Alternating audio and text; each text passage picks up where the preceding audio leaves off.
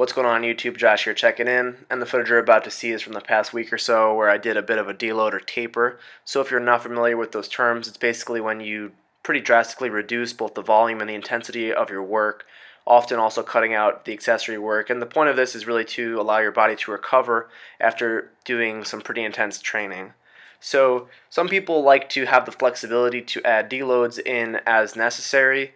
And I think that that's good to always have that flexibility where if you're just really feeling taxed, a few workouts in a row, and you're just really not coming into the gym fully recovered, your CNS is shot, you're not hitting lifts like you should be. Sometimes it's good to back off, take a week where you really just take it easy and kind of let your body rebuild itself. I personally prefer to have them scheduled in as a taper at the end of a training cycle. So the goal is really to make a training cycle or perform a program where it's going to tax you pretty significantly, but by the time you deload, it'll be the perfect opportunity for you to rest and recover and then test your maxes either in a mock meet or in an actual powerlifting meet setting. So that's essentially what I did in this case. If you've seen my video on programming, I essentially slowly ramped up the intensity to the past few weeks leading up to this, where I was lifting very heavy and I was making PRs, and training like that is obviously very taxing on the central nervous system, on my body in general, on your joints. So doing something like this really allows yourself the ability to take a step back and recover, like I said probably 1,000 times in this video.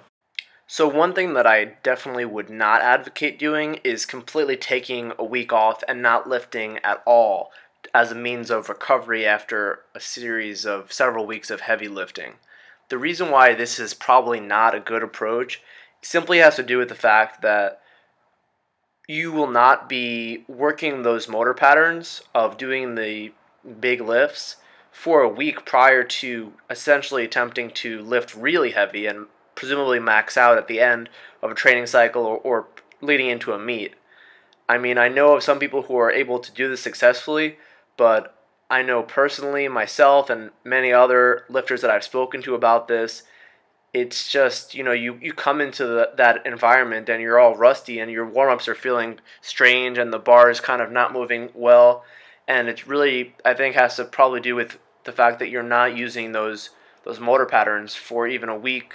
And yeah, like to a certain extent, squatting and benching is like riding a bike and you kind of just hop back into it. But it's also much more complex than that. And I think that there is definitely value in doing light work, and you might seem like you're not doing anything, and quite frankly a lot of times that's what it feels like, but there is benefit to this kind of recovery. So I hope you guys enjoyed the video. If you did, give it a like rating. If you're not already a subscriber, be sure to hit that subscribe button, and I'll catch you guys next time. I can't stop.